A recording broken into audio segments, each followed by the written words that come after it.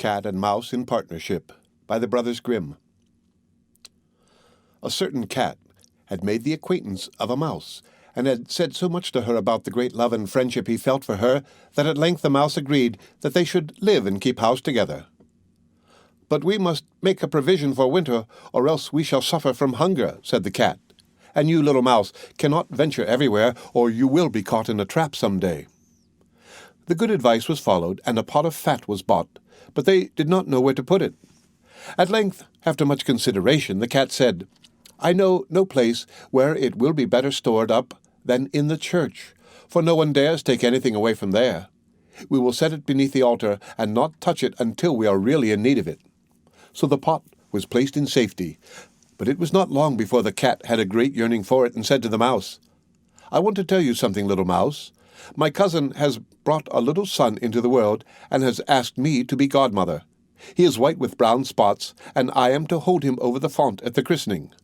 Let me go out today, and you look after the house by yourself." "Yes, yes," answered the mouse, "by all means go, and if you get anything very good to eat, think of me. I should like a drop of sweet red christening wine myself." All this, however, was untrue. The cat had no cousin, and had not been asked to be godmother. She went straight to the church, stole to the pot of fat, began to look at it, and licked the top of the fat off. Then she took a walk upon the roofs of the town, looked out for opportunities, and then stretched herself in the sun, and licked her lips whenever she thought of the pot of fat, and not until it was evening did she return home. "Well, here you are again," said the mouse. "No doubt you have had a merry day." "All went off well," answered the cat. "What name did they give the child?" "Top-off," said the cat quite coolly. "Top-off," cried the mouse.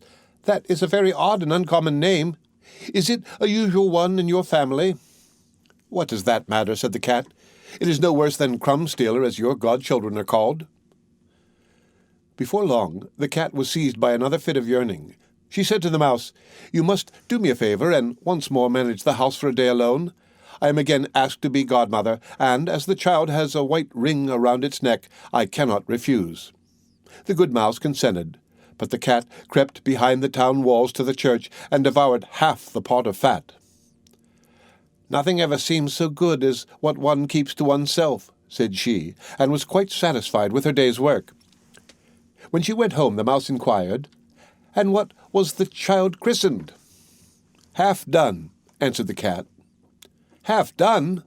What are you saying? I never heard the name in my life. I'll wager anything it is not in the calendar." The cat's mouth soon began to water for some more licking. "All good things go in threes," said she. "I am asked to stand godmother again.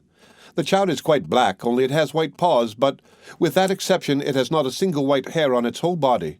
This only happens once every few years. You will let me go, won't you?" "Top-off, half done," answered the mouse. "They are such odd names. They make me very thoughtful." "You sit at home," said the cat, "in your dark gray fur coat and long tail, and are filled with fancies. That's because you do not go out in the daytime." During the cat's absence, the mouse cleaned the house and put it in order, but the greedy cat entirely emptied the pot of fat. "When everything is eaten up, one has some peace," said she to herself, and well filled and fat, she did not return home till night. The mouse at once asked what name had been given to the third child. "It will not please you more than the others," said the cat. "He is called All Gone." "All Gone?" cried the mouse. "That is the most suspicious name of all. I have never seen it in print. All Gone? What can that mean?" And she shook her head, curled herself up, and lay down to sleep. From this time forth, no one invited the cat to be godmother. But when the winter had come, and there was no longer anything to be found outside, the mouse thought of their provision and said, "Come, cat, we will go to our pot of fat which we have stored up for ourselves. We shall enjoy that." "Yes," answered the cat, "you will enjoy it as much as you would enjoy sticking that dainty tongue of yours out of the window." They set out on their way, but when they arrived, the pot of fat certainly was still in its place, but it was empty. "Alas," said the mouse, "now I see what has happened. Now it comes to light. You are a true friend. You have devoured all when you were standing godmother. First top-off, then half-done, then—" "You hold your tongue," cried the cat. "One word more, and I will eat you too."